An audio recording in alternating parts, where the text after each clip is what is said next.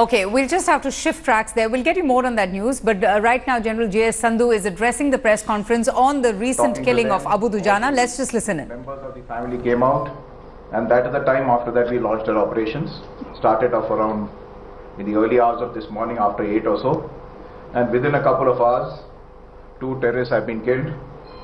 This includes Abu Dujana, the Lashkar-e-Taiba chief for Kashmir, a category A++ terrorist, and in addition along with him was Arif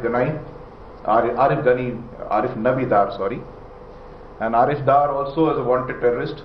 He had been involved in a number of bank robberies, in a number of weapon snatching incidents, and so today both of them have been killed. Abu Dujana is a foreign terrorist, Pakistani, and after that we have wound up the operations and we have pulled back to our bases.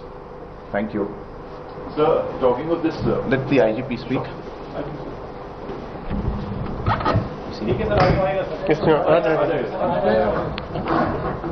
Good afternoon, ladies and gentlemen. And as Co-Commander 15 Corps has already given the brief of today's operation,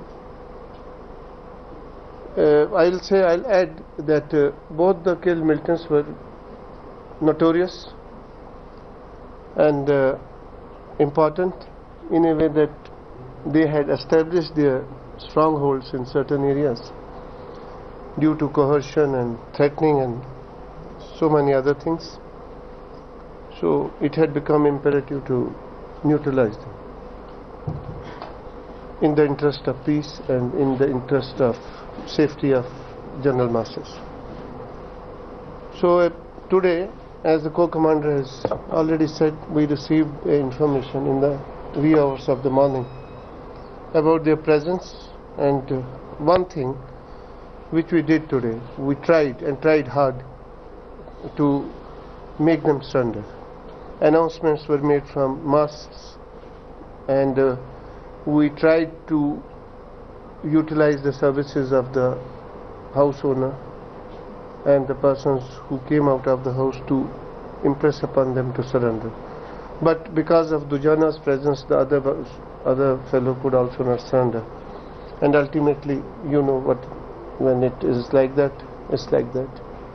They started firing, and the quantum of fire from their side was very heavy today. It was retaliated, and both were neutralized. After the operation was over, properly the bodies were identified, and one was Abu Dujana and the other one was Arif. So it was a clean operation, but for a civilian casualty of Firdaus Khan of Begambagh and around 5 to 6 injured, pellet injuries and 2 bullet injuries. Initially, as it happens, in spite of our warnings and in spite of our requests, the people on the behest of militants, I have been repeating it in every press conference, the people on the behest of these militants, maybe coercion or threatening, they tend to come in between the operating parties and the militants, and that's how they get injured or killed. Today also it happened in the same manner, and we lost a civilian's life. Regrettable, but it could have been avoided if the people stay inside and let the security forces do their job. These things won't happen. I'll take this opportunity and again appeal to the people, because the operations will carry on. Pelting or no pelting, disruptions or no disruptions, the operations will go on. Whenever we get information of militants, armed militants rather, in a house or in any area, the operations are to be launched. And yes, we are trying that they surrender, but if they don't surrender and they start firing on the forces, the only reply is to retaliate. That's what is being done. And Co-Commander has already mentioned about the activities, nefarious activities of Arif. Weapon snatching, looting, then killing of Sarpanch, if you remember, there was a killing of Sarpanch. It was which area? I think Pulwama. And PDP president also? Yeah. PDP president? Yes, he was involved in that. District president. Then He was Dujana. Ahmed Dar. No, Dujana. Ex-Sarpanch Fayaz Ahmed Dar had been killed by Arif Dar. And Dujana, you know, he had become more a nuisance in the area by way of, I don't want to use those words. He had become an eyesore for everybody, especially the girls in the area. It was his sweet will now to enter any house and do whatever he wanted to do. Good riddance that way. I think people should relax, the girls, our sisters, they should relax now, that no such persons will be there to harass them anymore. Thank you very much. Sir, talking of this operation, Abu Dujana, he's been active from the last 7-8 years and probably mastermind and executor of several attacks on the security forces. So in that way, can we safely say it's a big dent to the operational capability of Lashkar, keeping in mind how he was involved in all these incidents and operations? Yes, it's a big dent on the capability of Lashkar. Abu Dujana, but in his operational capability in the last 1 year or so, what we have seen, he was not involved in too many operations. Like the IGP mentioned, he was more of a nuisance. He was more involved in coercion and not many in terms of terrorist acts. So he was more of only enjoying himself here, जिसको हम कहते हैं ना कि वो अयाशी कर रहा था यहाँ पर. He was largely only a nuisance. That's the way I look at it. But the leadership of Lashkar-e-Taiba has been affected, and we of course will now keep hunting for the other leaders in this area, and our aim is to keep clearing them out as soon as possible. So talking of the fallout, as you rightly said, you said that people should remain indoors, but they still come out once a civilian has been killed. We heard that internet services have also been snapped, if that's correct. So how do you see the fallout, and are we geared up for the fallout? In fact, you know, we have to be careful because the number of militants is high, still high, and they use people to act in all these activities. Internet activities have been suspended for some time, and they will remain suspended for some time because we don't want people to misuse the internet services and indulge in propaganda which is not called for. So we'll watch the situation, deal with the situation as it emerges, and I hope, and with the cooperation of people, we'll be able to set the things right. So who? Okay. So how long is going to take the security grid to neutralize the militants, or also to their bit? We are doing our bit. We are doing our bit. It can't be in a time frame. We cannot give any time frame. Right? So it all depends on the quality of intelligence we get. So whenever we get good intelligence, we'll operate. So there can't be any time frame. So my question to Mr. Raju, sir, is there any headway on Lieutenant Omar Fayaz's case? Yeah, firstly we are tracking the people who are involved in this particular act, and as you've seen in the last 2 to 3 months, the rate at which they are able to neutralize the terrorists, so it's only a matter of time that the perpetrators of that heinous crime will also be brought to book. So there were reports that Abu Dujana over a period of time had been in a way disowned by the Lashkar, or he was not in very good terms with his higher command, especially in Pakistan, and there were other commanders who were propped up. Who next, as far as the Lashkar is concerned, on your hit list? That is a question for which you'll have to use the option phone a friend. Right? Who next, sir? Who next? Milton next. Sir Udhampur हमले में अबू दुजाना की किसी तरह की involvement थी? उधमपुर हमले में उस जमाने में अबू दुजाना, अगर आपको याद होगा, तो लश्कर का एक इस्माइल से ज़्यादा वो एक्टिव था, तो हो भी सकता. Right. And what about the Amarnath Yatra attack? Any headway in the investigation? Of course, positive headway. We have been able to neutralize, to crack the case and neutralize all the OGWs involved in that case. Now we are gunning for the militants who were directly involved in the action. Network has been smashed. Yes, it has been smashed. They're all with us, and they are singing. Vehicles have also been. Yes, vehicles have also been seized, and everybody is singing. No problems.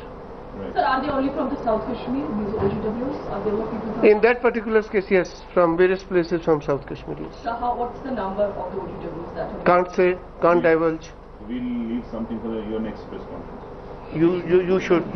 Yes, in fact, thanks a lot. Thank you very much. Thank you. Okay, Lieutenant General JS Sandhu speaking to the media along with Munir Khan, the IG, Jammu and Kashmir Police, who made a very important point that the operations will continue, that those engaging in terror activities will be hunted and will be, taken into custody or gunned down by the security forces, irrespective of whether comes in the way. And he also condoled the death of one civilian, because there was a situation that arised in this very operation as well, when the security forces had cornered this house in which Abu Dujana was trapped in, that there were incidents of stone pelting in which one civilian also sustained injuries. Now we have the news that Abu Dujana along with his accomplice have together been gunned down. We have been showing you the visuals of these plumes of smoke rising from this building, this little house where the militant commander, the top militant commander of Lashkar-e-Taiba in Kashmir, Abu Dujana, was trapped during the cordon and search operation. It was a joint operation by the three security forces, the CRPF, the army and the Jammu and Kashmir police as well. So a well coordinated, operation there by all of the three forces, and a massive success that has been achieved in gunning down Abu Dujana, who in fact in the past has given the security forces a slip on numerous occasions. It's not once or twice that he managed to escape. It's been more than 3 times. On 5 earlier occasions, he escaped from the security forces during various other encounters. So this is a massive victory and a huge setback to the militant organization after the killing of Burhan Wani and Sabzar Bhatt. Just a short while back, India Today got a chance to speak to DG CRPF RR Bhatnagar, who also reiterated that the security forces this time around are very well prepared, and they were, acting on a very specific advanced intelligence input on the whereabouts of Abu Dujana, and that they are prepared for any eventuality. They are ready to tackle any sort of, incidents that arise with the killing of Abu Dujana. Kamaljeet Sandhu, India Today's reporter, got a chance to speak to the DG CRPF RR Bhatnagar. Let's listen.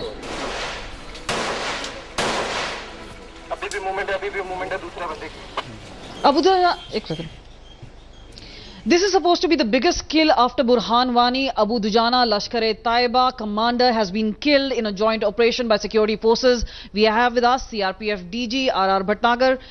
Sir, do tell us about the operations. There has been reverses in South Kashmir, but you've managed to actually turn the tide over, and now you've got the biggest man, Abu Dujana.